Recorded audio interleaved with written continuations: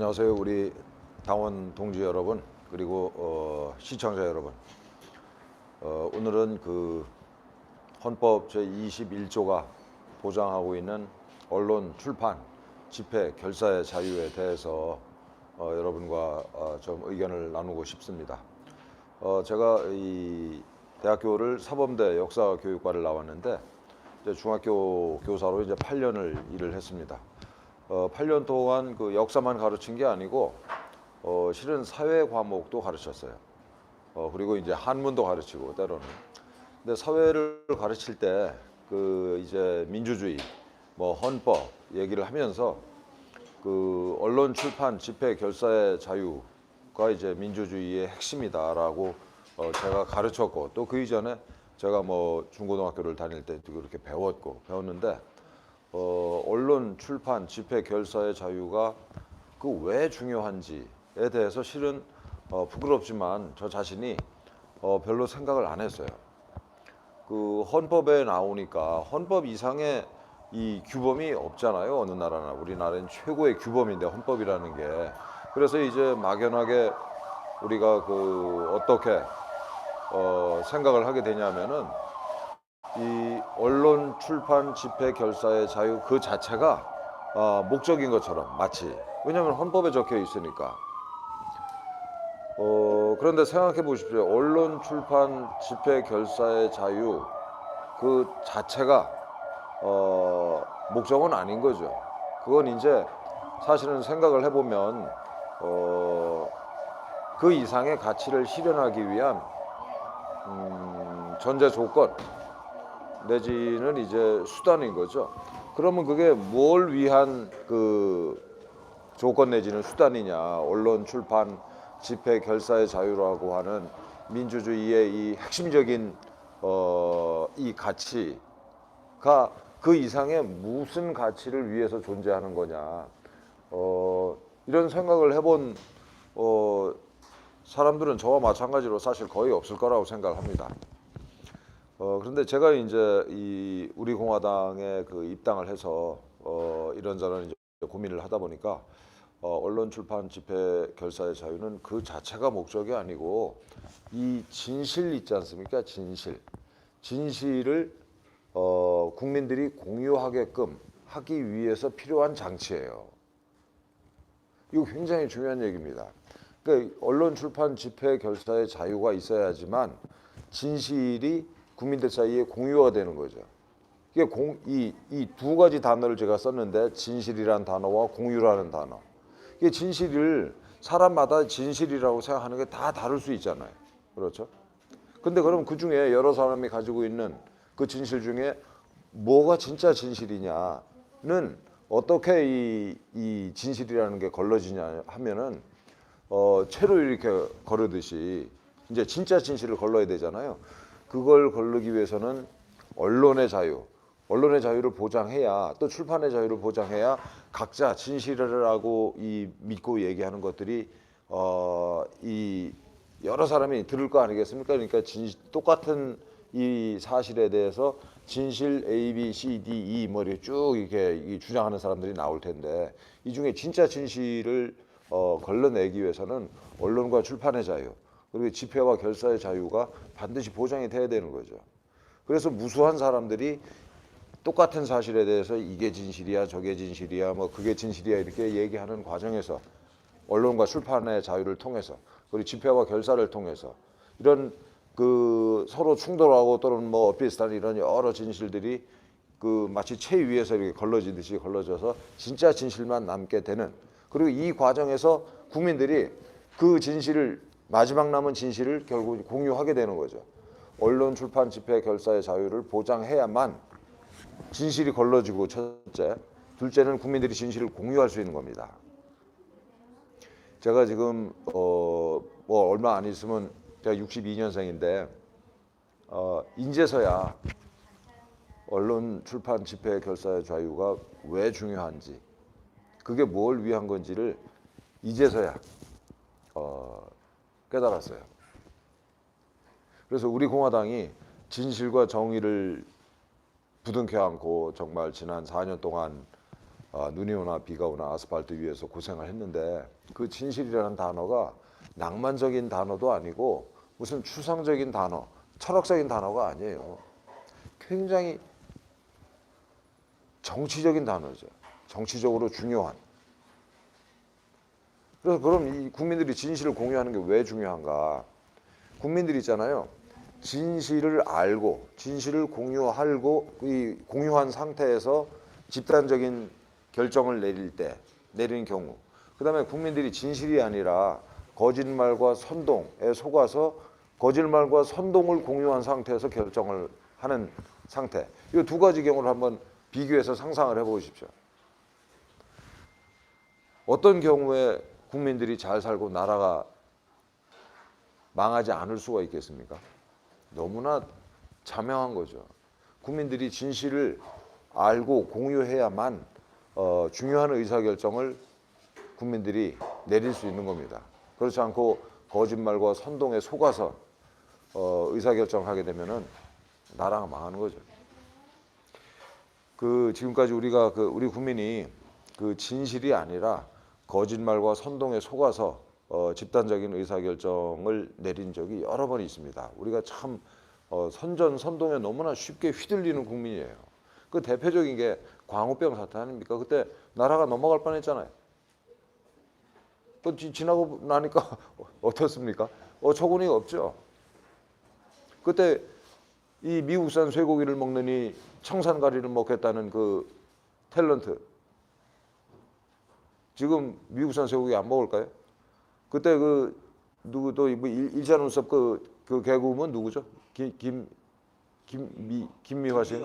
김미화 씨 그때 그 난리치더니 미국산 쇠고기 전문 음식점 차렸다면서요. 그다음에 세월호 사태 어떻습니까? 세월호 정말 불행한 대형 교통사고예요. 거기에 무슨 미국 잠수함이 충돌을 했느니 또 무슨 대한민국의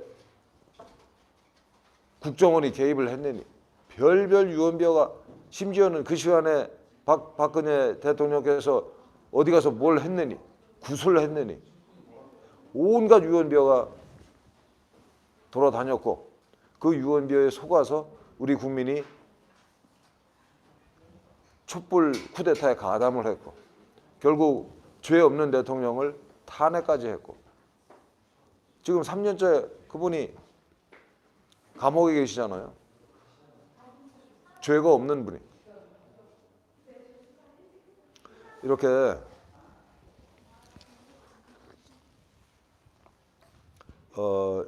이 진실이라는 게 있지 않습니까? 우리가 끝까지 정말 부둥켜 안아야 할 가치예요. 진실이라는. 그래서 언론, 출판, 집회, 결사의 자유가 있는 겁니다. 그런데 이 대한민국이 이제 소위 이제 거대 언론은 이제 방송은 다 정권이 장악을 했고 그다음에 이제 신문, 소위 조중동은 또 조중동대로 그야말로 기득권 집단이잖아요. 그네들이 장악을 했고 그래서 언론, 출판, 집회, 결사의 자유가 형식적으로 보장이 된 나라임에도 불구하고 실질적으로는 이게 지금 굉장히 이게 죄악을 받고 있는 상태예요. 죄악. 정권에 의해서 또는 거대 언론 재벌에 의해서 형식적으로는 보장돼 있는 언론, 출판, 집회, 결사의 자유가 많이 이렇게 훼손되고 망가진 상태입니다. 지금 남아 있는 게 겨우 이제 유튜브 이제 하나인 거죠 지금. 그래서 거듭 말씀드리고 싶은 거는 우리가 진실이라는 게 한 나라의 운명을 결정하는 결정적인 요소다. 우리 국민들이 진실을 존중하느냐 여부가 그 나라가 장기적으로 흥하느냐 망하느냐를 결정하는 거예요. 그래서 말입니다. 이 시대 최고의 거짓말은 뭐예요? 그러면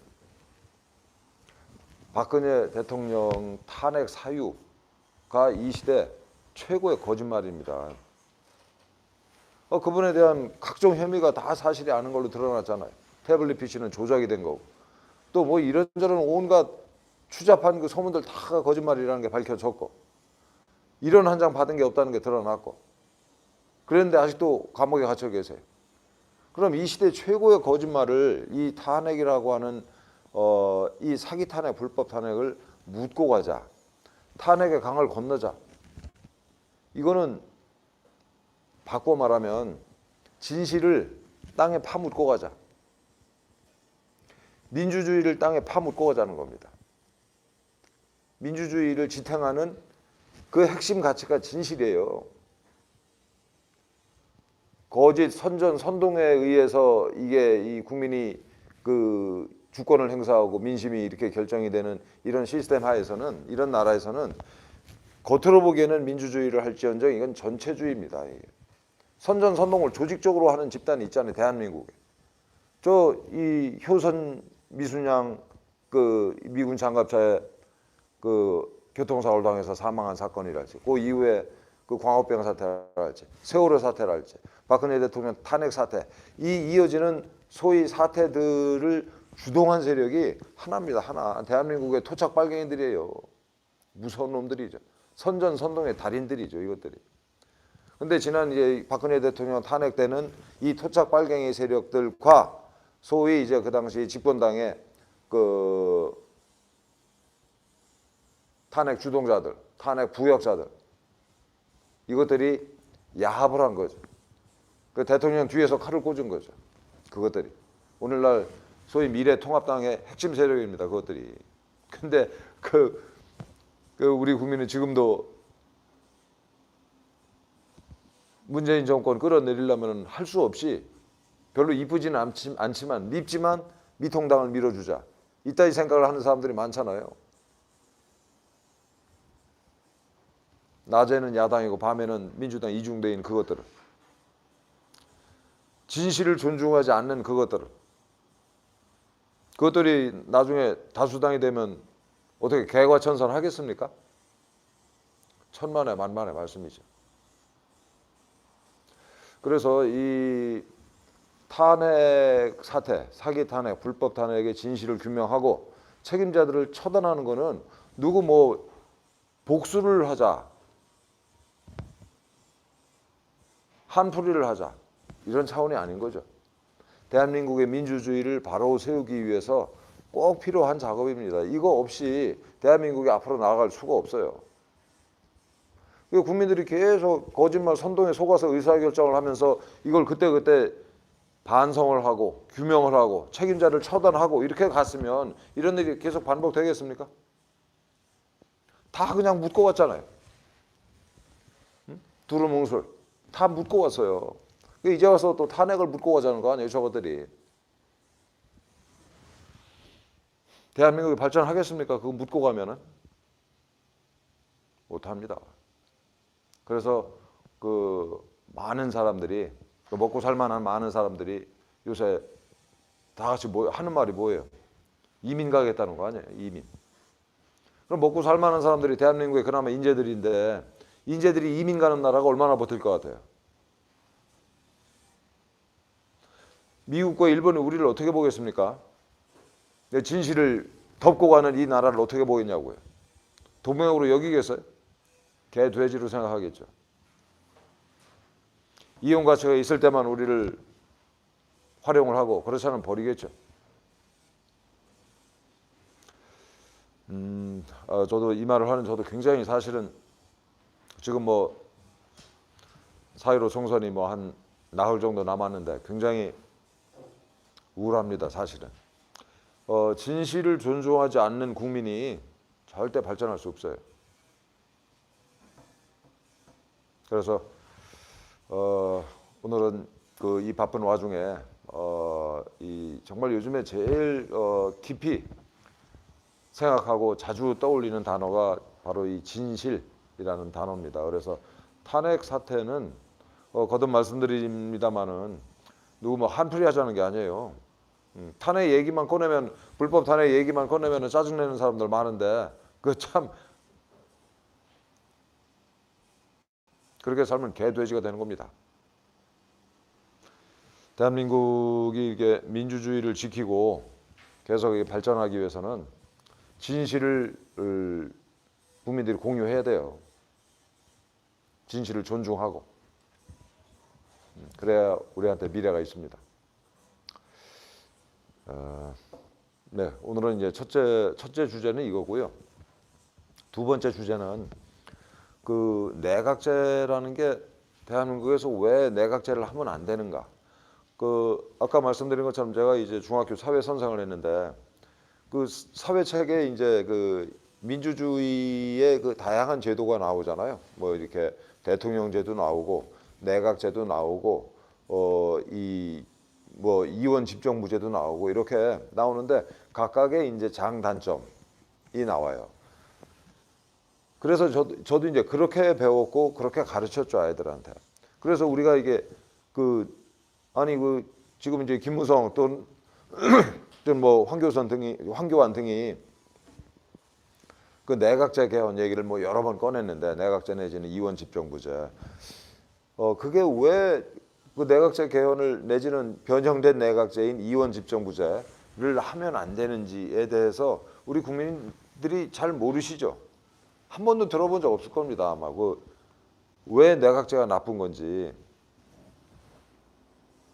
내각제는 있잖아요. 내각제 자체가 나쁜 게 아니고 내각제를 할 수 있는 조건이 있어요. 조건. 그런 조건이 없는 나라에서는 내각제를 하면 나라가 망합니다. 첫째 조건은 뭐냐면은 우선 국력이 강해야 돼요. 국력이 강한 나라만 내각제를 할 수 있는 겁니다. 그래야 다른 나라에서 그 돈으로 그 나라를 좌지우지하지를 못해요. 그러니까 이게 이 경제 규모가 크고 발달돼 있는 나라만 내각제를 할 수 있는 겁니다. 그렇지 않으면 가난한 나라, 또 이게 인구는 많은데 가난하게 사는 나라랄지, 인구 자체가 적은 나라랄지 이런 나라에서 내각제를 하면은 예를 들어서 중국 공산당이 그 나라를 그냥 말 그대로 구워 삶아버립니다. 그런 대표적인 나라가 저 호주랄지 뉴질랜드 이런 나라예요. 뉴질랜드 인구가 500만밖에 안 돼요. 호주는 2,500만. 이런 나라는 중국 공산당이 그 나라를 통째로 그야말로 포섭을 할 수가 있어요. 그래서 이게 실화입니다. 실화. 그래서 이게 호주나 뉴질랜드 같은 경우에는 내각제 하는 나라인데 거기도 그 크게 두 개의 정당이 있어요. 보수당과 이제 노동당. 그래서 이 두 개 당이 이제 번갈아 가면서 집권을 하는데 중국 공산당 애들이 이 두 당을 다 포섭을 했어요. 포섭을 하는데 공식 이 각 나라에 이제 그 이민 가서 형성된 게 중국인 사회가 있을 거 아니에요. 거기서 이제 공식적인 합법적인 정치 헌금을 합니다. 정치 헌금을 하는데 두 당에 다 해요. 그리고 국회의원 하나하나를 유력한 정치인 위주로 해서 불법적인 정치 자금으로 좀 더 삶아버리죠. 그리고 그 정치인들의 자식들을 중국으로 불러들여서 장학금 주고 온갖 혜택을 다 줍니다. 또 그 정치인들을 직접 중국으로 불러들여서 미인계로 삶아가지고 꼼짝 못하게 얽어놓고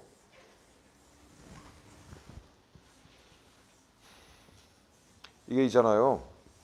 작은 나라가 내각제를 하면은 이런 그 외적의 이런 그 침투에 저항할 방법이 없어요. 다 그냥 넘어가는 겁니다. 또 하나는 조금 더 구체적으로 얘기하면 우선 국력이 커야 되고 두 번째는 이제 그 나라 정보기관이 막강하면은 그걸 막아낼 수가 있죠.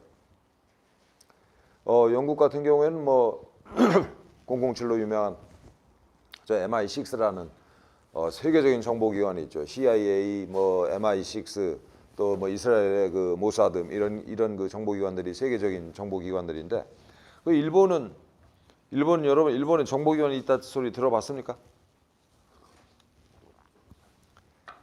극히 일부분만 더 알고 계신데 일본의 정보기관이 있잖아요. CIA 수준이에요. 그 이름이 굉장히 정보기관 아닌 것 같은 내각조사부. 일본 군이 있어요, 없어요? 일본 군이 이름이 뭡니까? 자위대잖아요. 자위대. 자위대가 몇 년 전에 그 중국 공산당 이게 중공군이랑 그러니까 중국과 일본이 전쟁을 하는 거를 시뮬레이션을 했어요. 일본이 이 자위대가 결론이 어떻게 나오는지 아십니까? 자위대가 이기는 걸로 나왔어요. 그 일본 애들이 그럼 망상에 빠져서 그런 결론을 내렸겠어요? 중국 애들은 있잖아요. 양은 많은데 사람도 많고 무기도 많은데 다 이 후줄근한 것들이에요. 일본은 첨단 무기고 지금도 전쟁하면 자위대가 중국 애들 그냥 미국 도움 없이 제거할 수 있습니다. 단 하나 없는 게 그 일본이 이제 핵무기가 없는데 일본은 그 이미 그 핵폭탄을 만들 수 있는 핵물질을 다 가지고 있죠. 그다음에 그 뭐 인공위성 수차례 발사했잖아요. 인공위성이라는 게 뭡니까? 거기다 폭탄 매달아놓으면 바로 대륙간 탄도탄이잖아요. 그러니까 일본은 마음만 먹으면 6개월 내에 그 대륙간 탄도탄 숱하게 만들 수 있는 나라예요. 그 어쨌든 그 일본 군이 이제 중국 공산당보다 이제 이 공산군보다 인민해방군이죠. 중국은 인민해방군보다 이게 센 군대를 가지고 있는 나라인데 그럼 정보기관이 어떻겠습니까? 아까 얘기한 것처럼 내각조사부라는 이름의 강력한 정보기관을 가지고 있는 나라가 일본이에요. 그 일본 애들의 이 정보 관련한 그 전통 실력은 뭐 하루 이틀에 된 게 아닙니다. 여러분들 이미 지금부터 100년도 더 전에 청일전쟁 그 전부터 일본의 그 이 정보 역량이라는 거는 아시아 최고, 그 세계 최강의 수준이었었어요. 지금도 마찬가지입니다. 내각조사부 여러분들. 그래서 이렇게 그 강력한 경제력 또 강력한 정보기관을 가지고 있어야 이 다른 나라가 국회의원 내지는 정당을 이렇게 포섭하려고 공작하는 걸 막아낼 수가 있어요. 또 하나 중요한 거는 이제 국민들의 수준이죠. 국민들이 정치인들의 선전선동에 속아 넘어가지 않을 정도의 이런 그 역량이 있어야 내각제를 할 수 있는 겁니다. 그 나라가. 국민들의 수준. 그다음에 뭐 또 이렇게 아주 좁혀서 얘기하면 정치인들의 수준이죠. 정치인들이 국민을 개돼지로 안 보고 국민들을 무서워하고 선전선동에 의지하는 것이 아니라 논리랄지 사실, 진실에 입각해서 이 정치를 펴나가야만 하는 그 조건 또 실제로 그런 정치인들. 그래서 이게 내각제라는 건 사실은 굉장히 이 취약한 그런 정치 제도라서 그걸 내각제를 하려면은 지금까지 말씀드린 여러 조건들, 국력, 또 구체적으로는 정보기관, 또 국민들의 수준, 정치인들의 수준 이런 것들이 다 조건이 맞아야 내각제를 할 수 있는 겁니다. 그래서 이제 영국이랄지 일본 이런 나라들이 이제 내각제를 하는 거죠. 우리나라에서 내각제하면 어떻게 되겠습니까? 중국 공산당 밥이 되는 거죠. 지금도 중국 공산당이 여야를 막론하고 국회의원들을 광범위하게 포섭해 놨다라고 저는 확신해요. 그 증거도 몇 개 있습니다. 뭐 대표적인 거는 그 지방자치단체 장이랄지 국회의원, 의회의원, 지방의회의원 선출할 때 지금 그 3년 이상 거주한 외국인은 투표권이 있잖아요. 근데 그 외국인들한테 정당 가입 권한을 주자라는 법안을 발의한 자가 있어요. 그러면 어떻게 되겠습니까? 이 중국인들이 100만 명이 들어와 있는데 50만 명씩 50만 명은 미통당에 가고 50만 명은 저 민주당에 가서 당원이 된다. 그리고 그 당원들이 각 당의 지도부를 선출한다.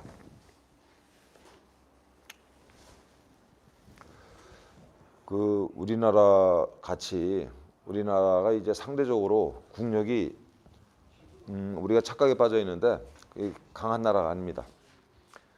또 정보기관 지금 뭐 문재인 정권 하에서 국정원이 지금 뭐 존재나 하는지 모르겠습니다. 제가 그 몇 달 전에 하도 궁금해가지고 뭐 111인가요? 전화해가지고 전화 되나 한번 확인한 적이 있어요. 전화는 받더만요.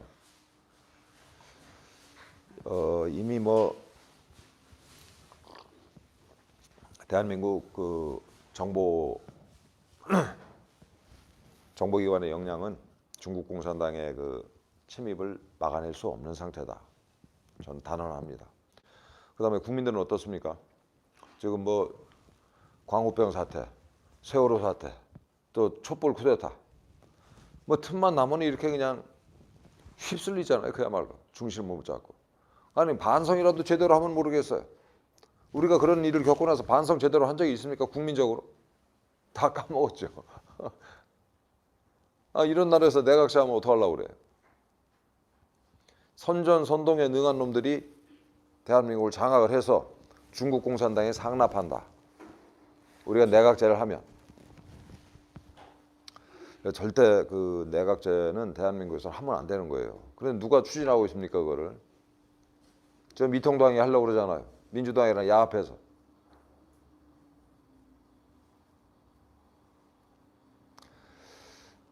그래서 이 내각제라는 단어가 이게 굉장히 그 중립적으로 들리는데 이 우리 대한민국 같은 나라에서 이 내각제는 정말 위험한 정치제도예요.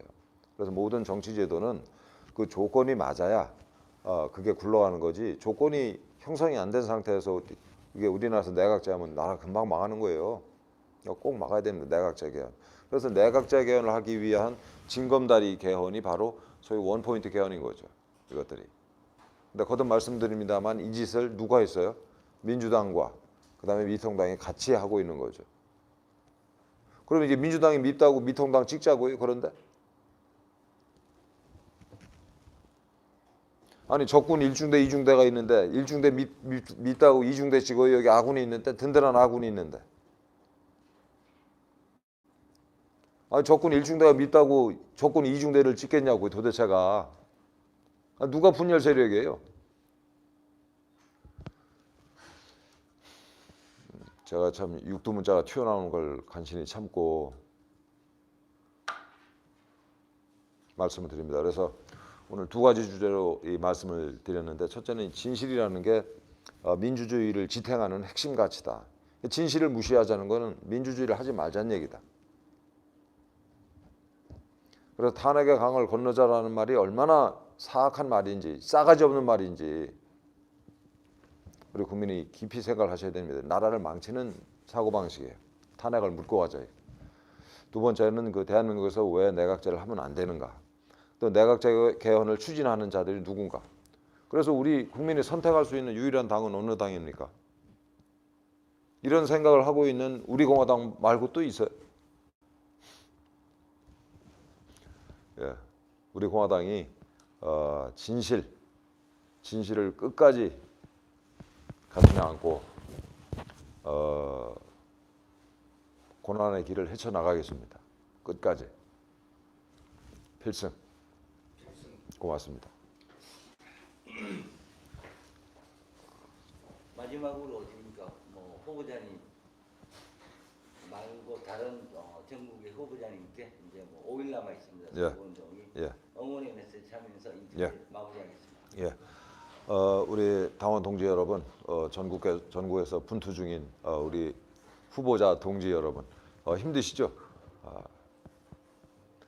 우리 공화당에 입당할 때부터 이 고생할 걸 우리가 각오하고 입당을 했습니다. 우리 동지 여러분도 그렇고 저도 그렇고. 근데 천만다행인 건 제가 늘 얘기합니다만은 이 대한민국을 이렇게 힘들게 만들고 있는 배후 세력, 저 중국 공산당, 또 김정은 3대 공산 독재 체제, 그리고 이들한테 충성하고 있는 대한민국의 토착 빨갱이들 다 무너집니다. 머지않아서. 그래서 이 힘든 이 싸움이 그렇게 오래 가지는 않을 거예요. 저는 그렇게 확신합니다. 그래서 용기 잃지 마시고 힘차게 우리가 승리하는 날까지 싸웁시다. 고맙습니다.